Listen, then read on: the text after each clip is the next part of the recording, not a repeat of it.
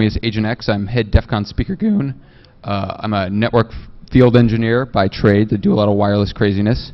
I'm co-founder of the foundation and the current president of the board. I'm Nick Farr. I'm the treasurer of the foundation, and I wear a suit. No. So just for a short history, if you don't know what the Hacker Foundation is, you don't know anything about us, here's the quick story. DEF CON's 8 major. Nick and I are up on the roof of the Alexis Park plane with a satellite phone, and we're thinking this is really cool technology, and they must need this other places, and they need hackers in other places because we have mad skills that can save the world. So the PA man adjusts me. Okay. So we're like, oh, this would be awesome. We need to come up with something totally cool, like Medici Sans Frontier, but with hackers. Hackers without borders. That won't scare the feds. So we kind of come around to a better name, which we call Hackers for Humanity. And Nick and I write some email about this back and forth, saying, what can we do with this? And we kind of waffle on a bunch of ideas, but we decide next year that we're going to have a dinner, and we're going to invite whoever wants to show up to talk about this idea, Hackers for Humanity. And all these people show up, and we're eating pizza and talking about ideas, and people are throwing out all these crazy ideas to us, like, oh, it should be an insurance company for hackers. And we're like, okay, that sounds like fun. And or it should be this, or it should be that, and we're like, So we come away from this, and Nick and I talk some more, and we figure out that what we really want to do is create an umbrella organization, a base on which people can kind of do their own thing. Many pieces loosely joined is our way to success. So Nick and I get together, and we file a lot of paperwork, and we incorporate ourselves as a 501c3 nonprofit. We're incorporated in the fine state of California. And that's where we are today. We are IRS approved. Are there any IRS agents in the audience? Any? Okay. So yeah, he's a CPA, not just an accountant. I'm actually not yet technically a CPA. I haven't met the experience requirement.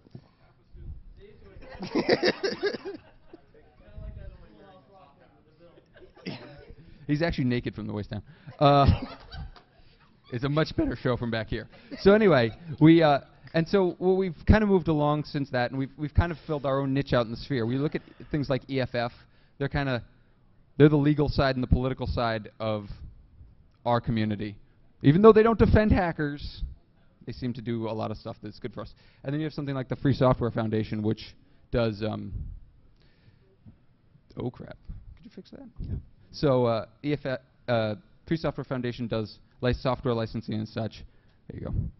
And I locked myself out of my notes. Phil. Actually, when I was in Germany talking about the Hacker Foundation at the 23C3, the 23rd Chaos Communications Congress, all of the questions that I got for the end are, why aren't you doing things that are political?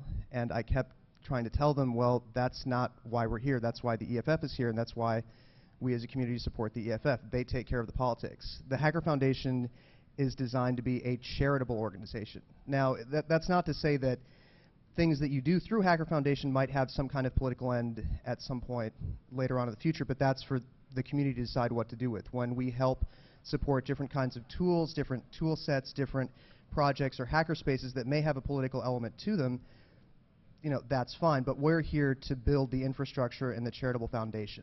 So that we don't do politics, we do charity for the community. And everyone knows that politics is a nasty quagmire of death. So why did we do this? And basically, it seemed like a good idea at the time. And one of the things that we got mainly out of this big meeting with a bunch of people was, if you're organized, you are much more impactful. So we decided to get organized, and as I get older, I like things like accountants and lawyers because they help protect me if they're on my side and I pay them enough.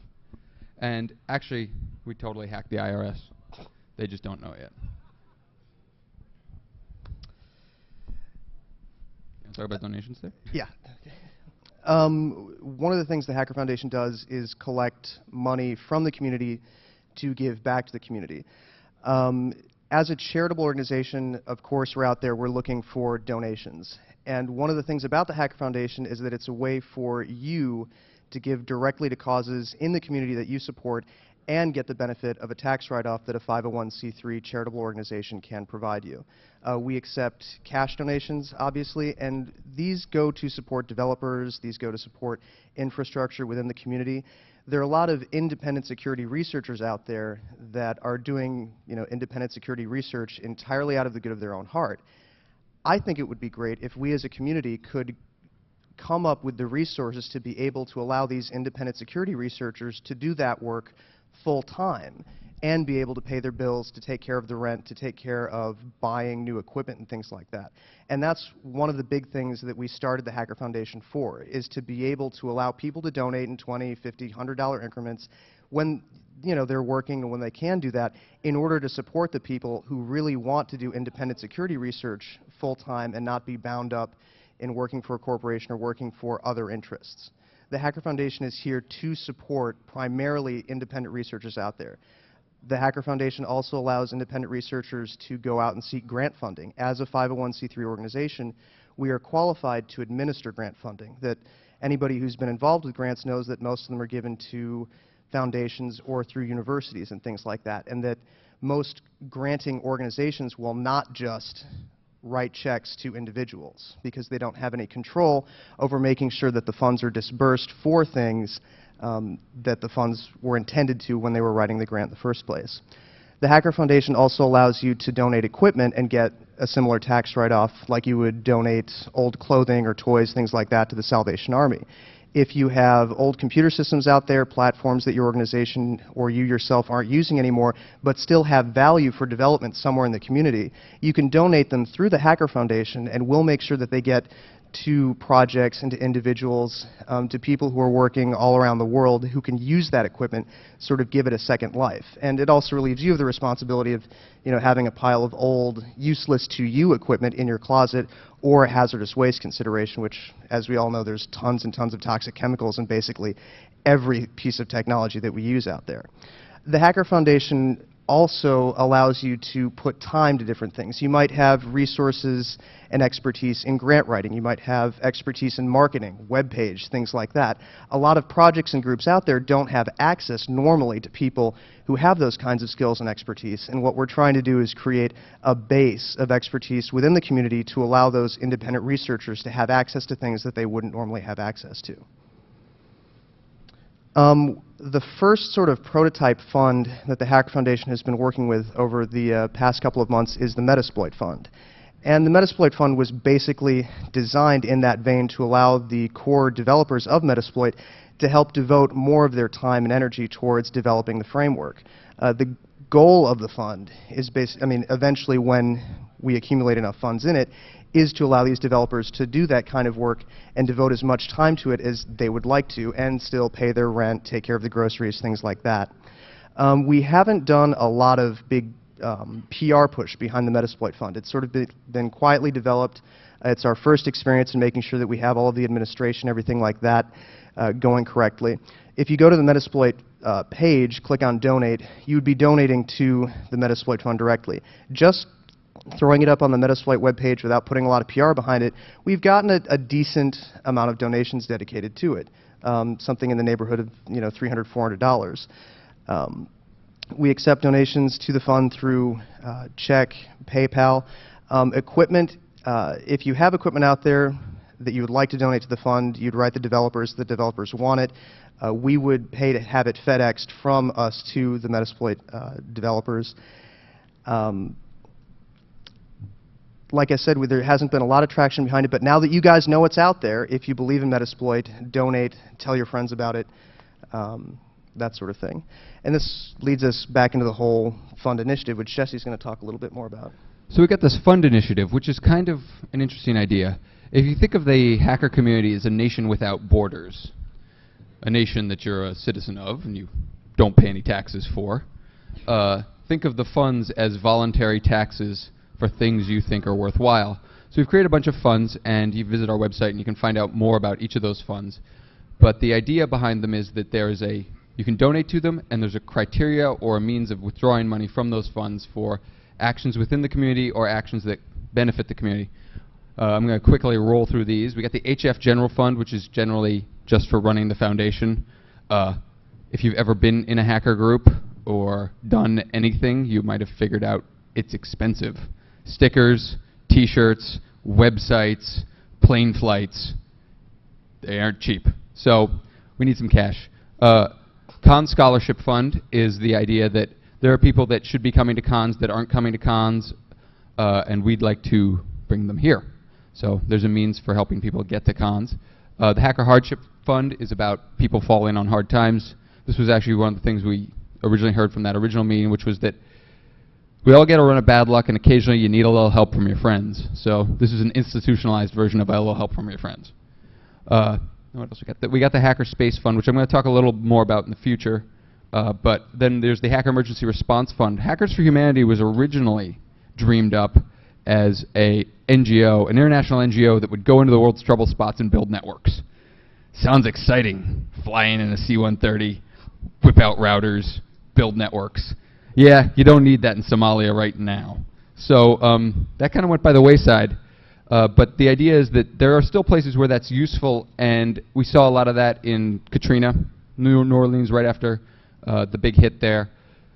We saw hackers in the area doing things with technology that were deeply impactful to the community and very useful. So that's a fund there to put that together. And then the other one, this last one, is the Kiva Partnership Fund. And the idea behind that is Kiva is a microloan program that loans small amounts of money to people in underdeveloped countries. We're talking like $25 goes a long way to starting your own small shop in Uganda. And they have a 100% loan return rate. So that means that if I give them $25, I will get my $25 back. And that's a pretty good investment there. So what we thought of was, you put money in the fund, we invest the money into these loans through Kiva. It's all done in the hacker name. The money gets paid out to the people. They eventually pay us back. We keep putting money back into Kiva. So it's essentially Hacker Foundation or hacker community foreign aid that we don't have to deal with a lot of the overhead for it. And then there's also rolling your own fund, which Nick is more familiar with the mechanics of that. One of the reasons the Hacker Foundation exists is to allow people in the community to do what they want, be able to solicit the funds that they want. If there's something that you think you could get a lot of support behind, some kind of cause or something that you think the community should be doing, the Hacker Foundation can act as the 501c3 umbrella organization. These are just some of the ideas that we've come up with that, in talking with people in Germany at other cons, that they've said, yeah, these are good ideas, and we should be supporting these and we should be doing these. All of these funds right now you can donate to online at hackerfoundation.org, or if you'd prefer to send a check or prefer to do something else, a pocket full of cash, however you want to do it. An armored car. You can also email us. All of the information how to do that is online at hackerfoundation.org. And you know, we're going to talk about this a little bit more. Our presentation's kind of short to allow for plenty of Q&A and suggestions from the community. If you think that there's an idea for a fund that has a charitable purpose, we'll help you work out what that charitable purpose is and begin to help provide the resources so that you can go out there and you can get more support for the idea from the community. So, hacker spaces. This is kind of something that's been floating around in my brain for a long time, and I've always been really intrigued by space, by architecture. Space is a really powerful tool. It's a very useful tool, and what's neat about it is that it inspires, it motivates, and it's really good for creating a group identity. I feel more like a hacker when I'm at a HackerCon, at a 2600 meeting or something like that, or at a party with a bunch of hackers, than I do, say, at my IT job, which is kind of funny. And space is, it's so fascinating to me because I grew up in the Northeast, and I always assumed, because I grew up in the era of Loft, that all hacker groups had a bat cave, and they all had like these super secret spaces where they're doing wonderful things. And as I grew up, I found out that that was not necessarily the case. And so that was really interesting to me that we didn't do that in the US, and I had heard that the Germans did this. So Nick went to speak at CCC, and he comes back all tanked up on Kool-Aid, essentially. He's all like, these spaces, they're awesome, they're huge, they're everywhere, they're doing all kinds of crazy stuff. And I was like, oh, well, hallelujah, welcome to my world. How do we make this happen? So what we did was we thought about this a little. We talked about these spaces and what we wanted to do. And we thought about space and space and space. And the hackers need a space to learn, develop, and display their skills. We're very social creatures, even though most people don't seem to think that. So that's why you come to cons and you show off. Or you come to cons and learn, and then you come back and show off. So, and socializing a critical mass of hackers is a way to get things happening, make things interesting. So that's why cons are fun, and 2600 meetings are fun. And we also learned that we all don't have a nice spectrum analyzer or an enterprise-grade switcher router that we can try new tricks on. So resource aggregation is another really great tool for spaces. And finally, I've seen this a couple times. I'm at a 2600 meeting or some sort of hacker meeting. This kid comes in, doesn't say anything for a while, and then suddenly he blurts out something like, I just rooted my school, I upped my grades, and I transferred all of my parents' money into my bank account from the local bank. And then we turn and introduce them to the local law enforcement agent who just happens to be there. Developing a hacker character from a young age is a very useful thing. Meetings once a month are maybe not the best place to do that. So if we could create some sort of dojo where we could take those young hackers and meld their Jedi minds, it'd be very handy. And the hacker space also is something that the Foundation thinks is really important because we see it as a basis for more projects, and we're about doing things, and we see this as a basis for more external community involvement by people in this community externally to our own to do things. And we also see this as a basis for more hacks that are not necessarily simply related to security, corporate security or information security. We're talking art hacks. The Germans do a lot of those, and they get funded by the government to do them. So that's a very handy thing. Thank you. So what is the Hackerspace Initiative? It's a campaign to create and maintain hackerspaces in the US. First of all, we're going to advocate it. We're going to water this in your mind, and we're going to tell you about it over and over and over again so that you think about hackerspaces more than you did in the past. We're going to try and get you some money. The Europeans are very lucky in that they're supported by and large by a very overarching state.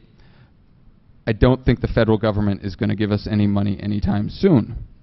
But maybe we can get some from other people, and we can support what other people are doing. We're also going to do some grant seeking to try and lay hands on some money to fund spaces and support spaces. And then the other thing we're going to do as a 501c3 is we can do sponsorship coordination.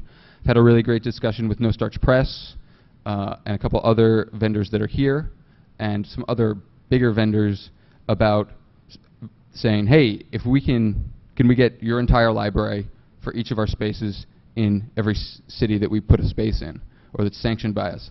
So you can have access to that $45 TCP IP illustrated guide where you need to read the chapter on DNS for whatever the project is. And finally, most importantly, we're going to try and build up a big knowledge base on building, operating, and doing it right spaces. How to do them right, how to do contracting, how to understand all that. The boring stuff that allows the space to operate and not distract from what you're trying to do in the first place. So if you want to work on your giant robot project, you don't have to be thinking about paying rent every day because somebody's already done it or the contract has already been sorted out and you're not going to get shut down for some reason. So Hackerspace Initiative, we got a website, of course. We got a wiki page, which is our main knowledge base where we're storing everything that we're figuring out and learning about this. A mailing list. We want to get, there's a lot of hackerspaces already out there. Stuff like Hasty Pastry, which is a secret we don't want to talk about because it's so awesome. And there's a space coming up in Chicago, and there's a couple other spaces. And we want to put people that are interested in the idea of these spaces and putting them together in touch with each other because we see this as really a network and a larger foundation for more. And finally, we're going to be giving a presentation at Nauticon talking... The date is wrong. Oh, fuck. Yeah, you're right. It's either April 28th or April 27th. Not sure Uh-oh. which. I'll talk to you about my plane tickets. Shit. But yeah, we'll be giving a 1-hour presentation presenting everything in the knowledge base as a white paper at Nauticon. So now we're going to talk about an entirely different type of hackerspace. Tom? You want me to do the thing? Run the line. I want all these motherfucking hackers on this motherfucking plane. The idea behind this came from McFly, who's a German hacker who's heavily involved with the CCC in Germany. He said, you know, the CCC camp, which takes place, I think, every 4 years, just in an open field where a bunch of hackers get together and build a camp, and that's what they have a con at camp in an open field. It's happening only a few days after DEF CON ends this year. And so he said, well, wouldn't it be great if there was some way that we could get a whole bunch of people from DEF CON to go to the CCC camp? This, which is actually one of the biggest fundraising projects that we've ever tried to attempt, Hackers on a Plane, what we're going to be doing is taking a bunch of people from DEF CON, putting them on an all-business class flight, a private flight, from Las Vegas and landing directly at the airfield where the camp is taking place in Germany. You don't have to interact with any normals. You know, we have 92 seats available. It's the first that we know of anyway. HackerCon in flight, leaving the Monday after DEF CON from Las Vegas. Because it's an all-business class plane and because it will be all our own plane, if you just want to sleep between DEF CON and CCC camp, you can do that and do that. 160 degrees of recline. You'll find that on any coach flight. If you're interested in hearing a preview of some of the talks that will be going on at CCC, there will be a zone of the plane dedicated specifically for talks. If you just want to get insanely drunk, all booze, all food, everything that you could possibly consume on, I think it's a 10 or 11 hour flight is provided as a cost of it. For the cost of the flight, you get admission to DEF CON, you get the flight from Las Vegas to Germany, you get admission to CCC camp, the ability to take a reasonable amount of gear that you would not otherwise be able to put on a commercial flight, since the entire plane will be dedicated to us. If you have a complicated camping rig set up, if you want to carry on 3 flight cases, you can do that. No EU carry-on restrictions, no incredibly invasive TSA security procedures. We will be going through customs, though. We will be going through customs in No Germany. weapons, no drugs, so please. don't bring your guns or weapons to Germany. That would be really. We are landing at a military base, Right. so they might outgun you. And if you happen to be coming to DEF CON from Germany, the cost of this includes your flight from Germany or from Europe to Las Vegas. It also includes your return flight. Say you want to spend 6 months in Europe, we can book for all included in this one price, a return flight 6 months later. If you want to come back right after camp, we can. That's also included in the price. Freshman, did you have a question? Yes, is a shower required before boarding the plane? Showers are on the plane. No, I don't know. We'll figure it out. Maybe there'll be a little test, a sniff test. Hey, I don't know. There's probably a group of hackers out there who would maybe want to build a shower on a plane. There's actually, so this dirty is sort at of so an many inside levels. joke. In the CCC, there's a rule that's a part of, I think, each one of the charters of the different spaces in Germany that a majority of the people in a hackerspace run by the CCC in Germany can vote at any given time to make somebody else in the space go take a shower, because every hackerspace in Germany actually has a shower in it, With towels. surprisingly.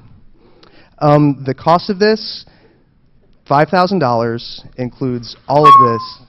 If you're interested, please come talk to us right away so that we can get all of the travel arrangements and everything like that made, depending on when you want to come back, different things like that. Pimpin' ain't easy. Yes. Does your flight returning to Las Vegas or your point of origin? No, it returns you to wherever Okay. in North America you need to go back Yeah. to. So there's a little trick there. You got to get yourself to Vegas at some point, but I you know, mean- if you have $5,000, I think you can swing this. Yeah. Yeah. No, for the cost of flight, MaxJet will return you either to Las Vegas or New York, and then depending on whatever is cheapest for us to get you back from there, we'll get you back, and that's included in the price. No. Yeah, we can do that. Mhm.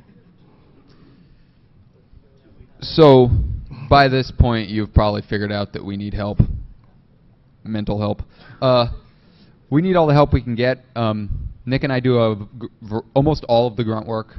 We have some very dedicated and very competent networking staff that help us with a lot of the mundane stuff. But we need advice, helpful criticism, networking. We need to know what other people are doing, how we can help them, how they can help us. We need a lot of key volunteers. I am a really, really shitty webmaster. Nick will attest to this, and anyone that actually looks at the code on our website will attest to this. So if you know a good webmaster out there who's got some time, let me know. I need their help. I need them to take over the website. I need them to manage the wiki. We need project liaison officers. Those are people that represent the foundation and the project. They're the kind of go-to between those two. It's a very handy little role. You get to have your hands in a bunch of cool projects. More as they come on. We need volunteer coordinators because volunteers happen and we need to recruit, manage, and reward them. Need grant coordination, gift and fundraising managers. If you're really comfortable asking people for money, we need to talk to you because I'm really not. And we need marketing and PR. We need all the marketing help we can get. So, now it's Prime Minister's question time. Are we off our rockers? Is this completely crazy? Okay, we got it. One no. We got no. Okay. And one of the things we've been here talking at cons for 2 or 3 years, the initial 501c3 application process was long, but it fell within my expertise. A lot of the things that I'm doing with the foundation are really sort of outside my comfort zone. I mean, really, it's Jesse and I on the phone 2 hours a night trying to say, well, how do we get this working? It's me, playing week-long games of phone tag with H.D. Moore, trying to get him access that he needs so he can see who is giving him money, things like that. And, we throw things out there. We say, hey, donate money, donate time, donate things like that. And everybody gets really excited about it at con, and then we never hear from them again. Yes. So, how does everyone feel about the money thing? Oh, we love money too. I love your money. I want more of your money. Yes, Jack. I think what you need is a larger advisory board to get you a little more synergy. You've got 2 people. We actually... And you basically used all your knowledge to get where you're at today. You need more malice and forethought so you can do better planning. Like one of the things, like you said, you need a grant writer. One of the things to do is get a couple of people to go talk to places like EFF and find out how do they go about getting grants, how do they go about managing it. Right. It's kind of like, I keep thinking of that old Richard Dawson show. I can't remember the name of it, but survey says Family Feud. yeah. But the thing of it is, how are other people doing it? Yes. That's a tricky thing we run into is I do a lot of research about how other people are doing it and then have to work insane hours, which is tricky. That's one of the other things we're trying to do is figure out how we can spread the load and still get work done. That's why you need the advisory board so that you can basically say, okay guys, what do you think we should be focusing on now? Let them help you with the prioritization. Additionally, you co-charge them to come up with a better way of managing your time. Sounds Well, good. and we have a board of 9 people right now. We're currently in the midst of trying to restructure that board. It's a difficult thing to get 9 people who are in 5 different time zones, all sitting together with a productive agenda and actually getting something done through IRC or through a teleconference. I mean, there are people out there. It's a problem of managing schedules, coordinating things. I mean, we have 3 different spaces where Hacker Foundation assets are stored. And I'm tracking it. And a lot of these meetings are, well, can we do this? I mean, a lot of the meetings that we have at the board level and advisory level are basically people asking the one person who has that particular expertise, people saying, okay, well, I'm going to put this on my to-do list and take care of it, and then everybody goes back to their 60-hour work weeks and have family obligations and things like that, and it becomes very difficult to do. I mean, that's one of the reasons that the Hackerspace Initiative is here, and what we're hoping for is that by actually having a physical space where people are getting together and people are talking about things, everything's stored in one place, and more ideas and more things will happen. The prototype Hackerspace we're looking to launch with Freshman's help and probably a lot of help from Shmoo right here in Washington, D.C. I mean, we have the organizational expertise, we have the best practices, we have a lot of different things, experience in commercial real estate. A lot of people who are localized 2600 groups, DC groups, things like that, will come up to me at cons and say, oh, well, we've wanted to have a hackerspace for a really long time, and we have these people involved, and we figure we can afford this much, but we don't know how to proceed from here. And again, without some kind of umbrella organization to sign a lease, one person out of that group of 10 or 12 doesn't want to take sole responsibility for renting a commercial space at $1,200 a month for a whole year. They don't, I mean, granted, we have friends and we trust our friends, but do you really trust your friends to come up with $50 a month for the next year to make sure that this space is supported? And I mean, I've been involved with different hacker spaces in San Francisco, in Detroit. I mean, my own project space is sort of a de facto hacker space, even though it supports one of my other side businesses. I mean, one of the reasons behind this is that we feel that hacker spaces should be organizations of groups and people following some kind of formalized procedure, incorporating in their own state, pulling a DBA from their particular county, depending on the laws in their particular jurisdiction, actually getting organized as a group, coming up with formal legal agreements for how the place is going to be supported, and having a legal structure through the Hacker Foundation to be able to do the things like sign the lease, to make the agreements, to determine what sorts of priorities and what sort of rules every hackerspace should have. Sounds like a couple books you just described. Right. I know an author right here could really help you. The part of the thing is, publish and make a little bit of profit out of that to show people how to do it. And but it's a lot. It's a lot more than that. We wanted to sort of have this there for people, and that's the thing. If you have 100 different people that you talk to at a con that are really interested and that really want to do something, in my experience, 10 of those people will email you back. You'll get a conversation going with about 5 of them.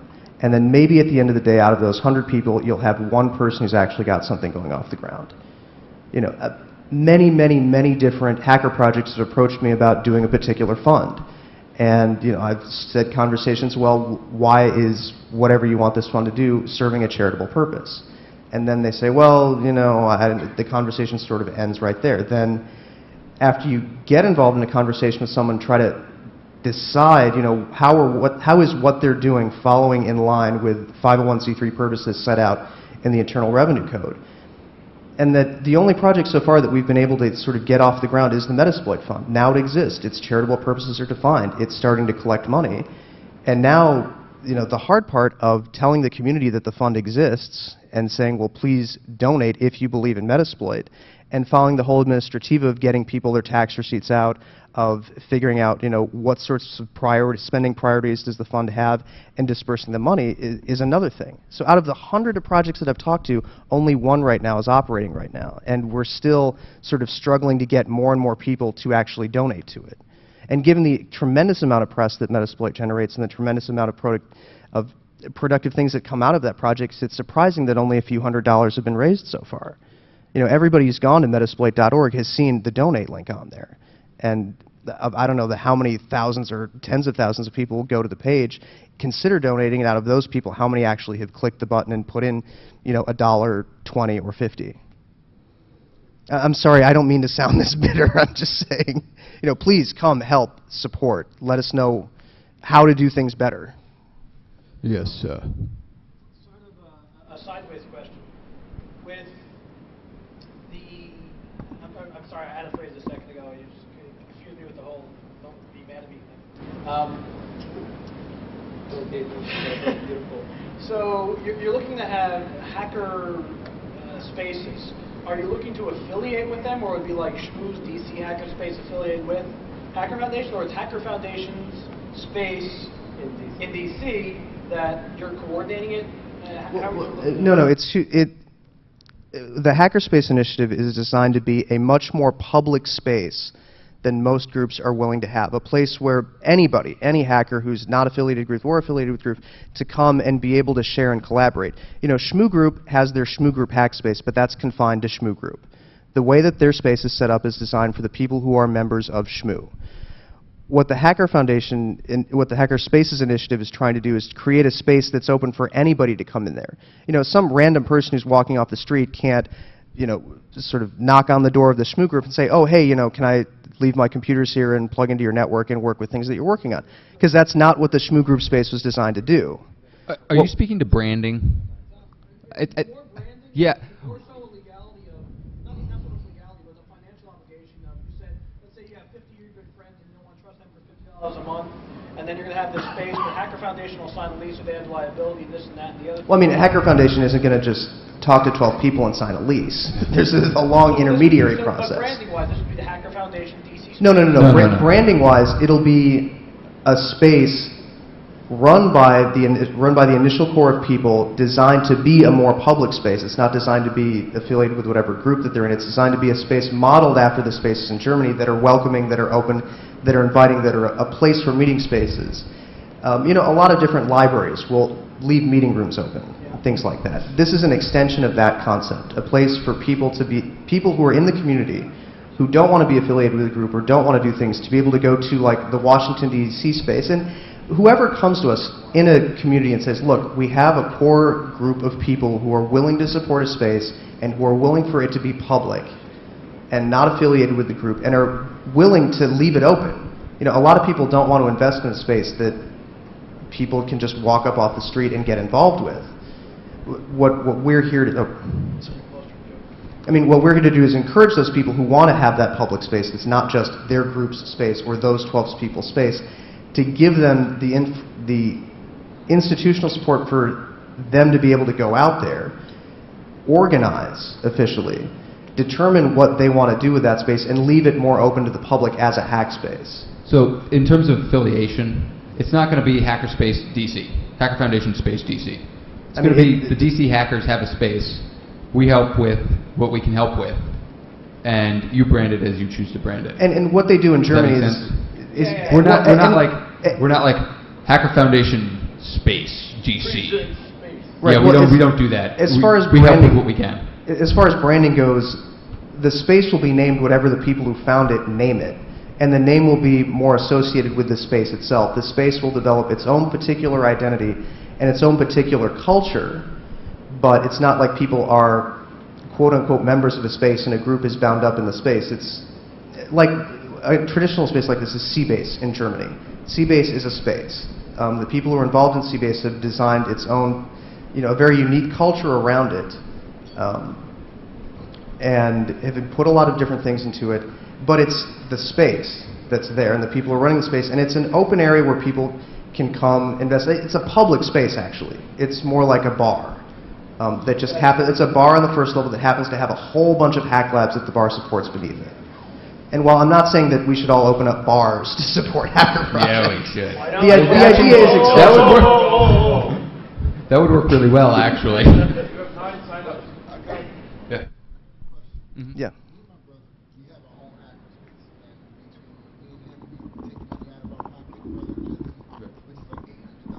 Is it in a residence? Ah, that's actually the first rule we learned. A regular space, but the rents are outrageous, and we live in New York in the Bronx, in a really bad neighborhood. Right. And we don't feel it's appropriate for anybody to just come in. We interrogate people at the door, like, listen, who sent you? What are you about? And can you do this? No, then you need to leave. Yeah. Are you No. exhausted? No. I hear exactly what you're saying, because there is this fine line between anybody off the street and hackers in the community, and that's something that that we're definitely thinking about in the white papers. How we're going to deal with this, how we're going to balance this out, because in Germany they're strangely more civil there. And they seem to make a deal with this problem. In that particular example, it's not something where you keep the door open 24/7 to anybody who wants to walk in off the street. But what you do is what they have is meetings every so often. That the lockpickers will have their meeting on Tuesday night at 6 o'clock. That the people who are involved in C code, trying to teach people and to try to become better C coders, have their meeting on Wednesday night, and so on and so forth, so that you have certain times where the public is invited in to sort of have a quote-unquote hack party or a meeting, things like that. And as more people attend more of those meetings, as those particular groups that are affiliated with the space begin to recognize, oh, well, this person is trustworthy and interested, then that person's allowed this corner of the space, and that they're given access to the space during, a particular number of hours. Yes.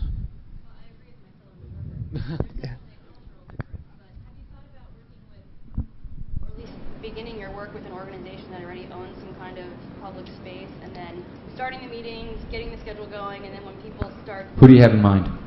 Well, I work at a university, and we have tons of conference rooms. And Well, so that's the thing. We actually had a great discussion with Lost about this. Who's Lost look for? Tucson. UAT? UAT. And they have created a de facto hackerspace on campus because he's there, and there's a public space policy there, and so yeah, if You might want to explain what UAT is quickly. I don't know what UAT is. University of Advancing Technology in Phoenix. It's a accredited university that basically resembles any university or college institution that you'd see out there in Phoenix. So one of the spaces that we've been talking to for a while now is the Boys and Girls Club of Chicago. They have a basement. 2600 meets there. That could be a hackerspace. We can figure out how to. That is a hackerspace, actually. So how can we figure out how to make that raise it up a little bit more?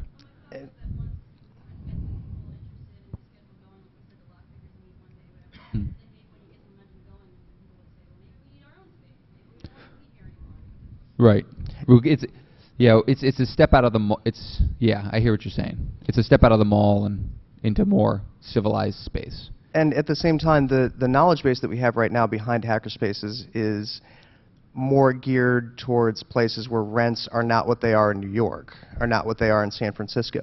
That it's much more feasible in other places to find cheap warehouse space where you can get a network connection in there and not pay, out the ass, $100 a square foot for.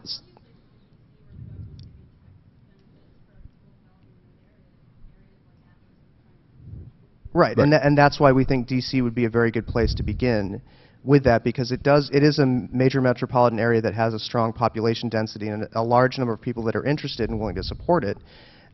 It's not like Grand Rapids, Michigan, where I live, where we've got, even though we have the person who won the DEF CON Capture the Flag contest last year, our DC 616 meetings are 3 or 4 people at most, and that's not enough in and of itself to support a hackerspace. And say again. Yeah. And that's the thing. If you yeah. And I've been to Buffalo. Is anybody here from Buffalo?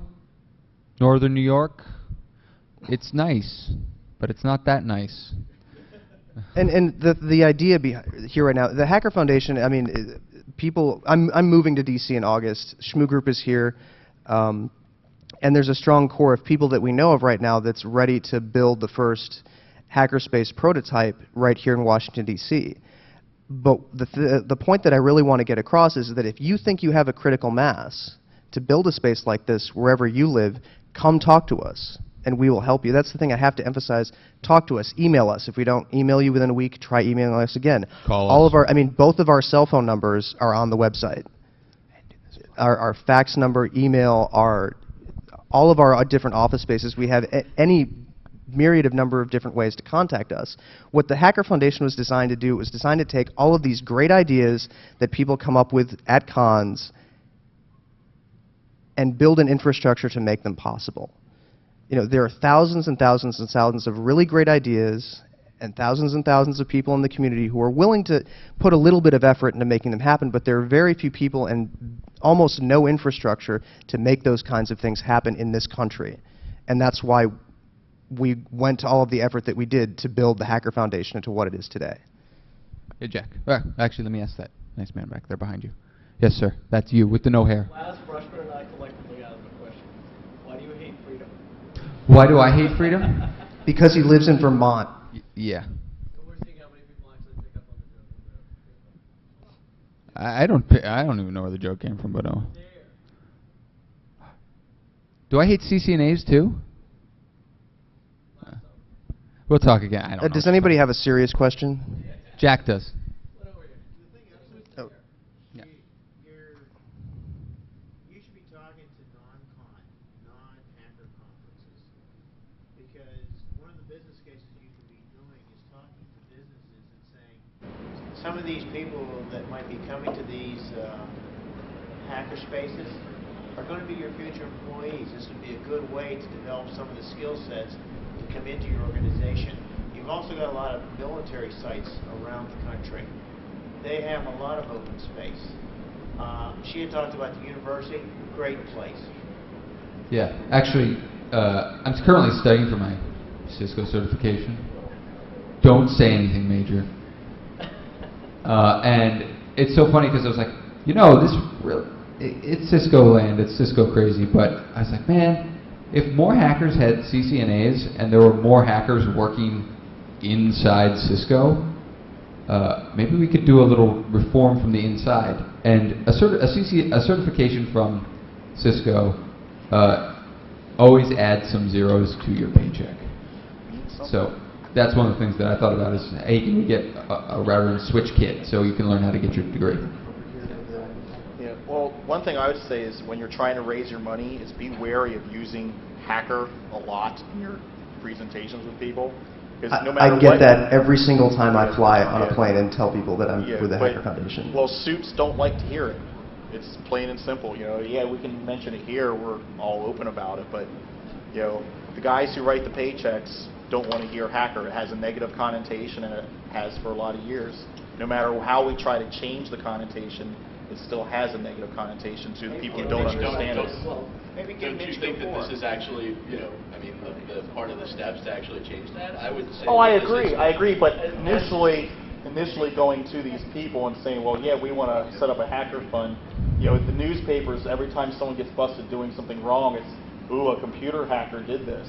So one person gives us a black mark no matter what. I have a crazy idea, and this is one of the projects, and I really wish I had time to do this. Every time somebody misuses the word hacker in a paper, they get a letter and a phone call. Every time, until they reform, over and over and over again. One of the things that we do not have, and the Germans do have, is hey, you want to do it? Okay. Well, the Germans have very good at protecting their image. The CCC is very good at that, and so the German media does not refer to things. Evil hackers do this. It's always evil malicious user or evil cracker or Russian thief or something. Yeah, it's never. Jesse, we're running short on time. Was there anybody that had a question in the back? In the red shirt, maybe? No hair? You look like you had a question. Oh, no, actually, we've been waiting on one from the center. You had a question? Oh, about creating, I can ask you after about creating a fund. I was interested in creating a college scholarship, even if it's minimal. Hey, sounds good. Yes. This may be a little bit stretching it, but let's say under the concept of roll your own fund, a hacker's been spending a lot of his own money, investing time, investing equipment, everything else. Hacker Foundation now exists. Can he turn around, donate his code, donate his equipment to the foundation, which is then given back to him? Or is that kind of iffy? That's called money laundering. Can we do that? No. No. Are there any agents from the IRS in the room? No.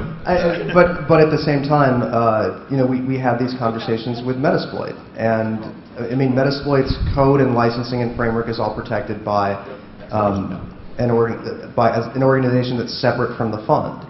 All the fund is there to do is to collect money for charitable purposes from people who are going to be asking for charitable write-offs on their taxes for that.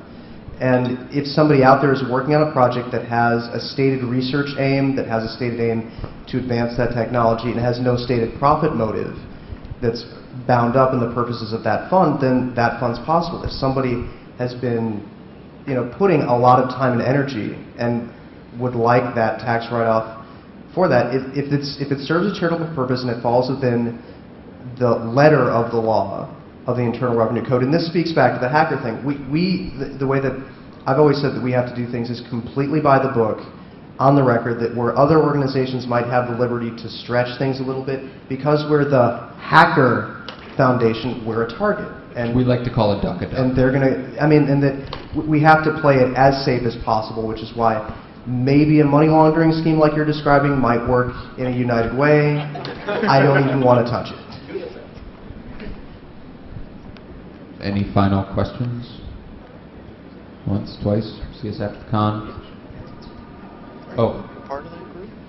Useful contact information and many other useful things are in these pamphlets. If you want one, let me know. I got business cards too. HackerFoundation.org is the website. Freshman, one quick last question. Sure. Are you writing just the letters to the people who are using the negative connotation in the media, or are you actually doing this in the positive?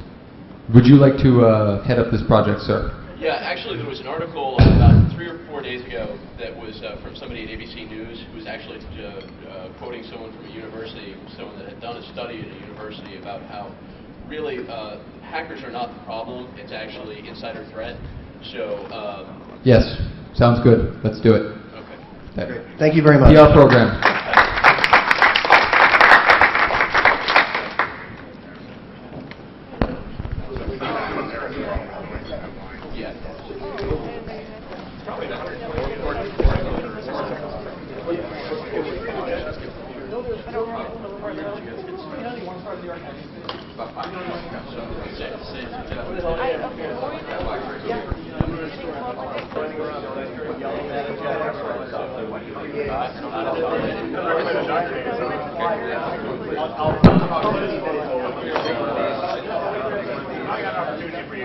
You look scrappy.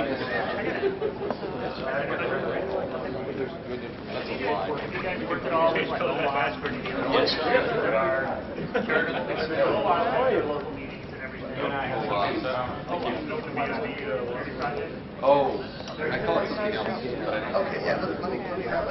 So it was really, really tempting to say, you know, when you were saying, you know, form from the inside, you really want to.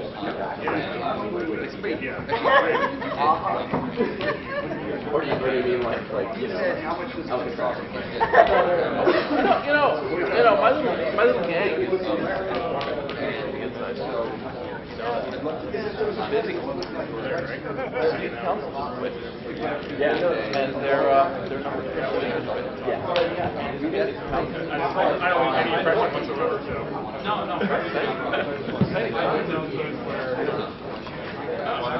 We gotta talk about it.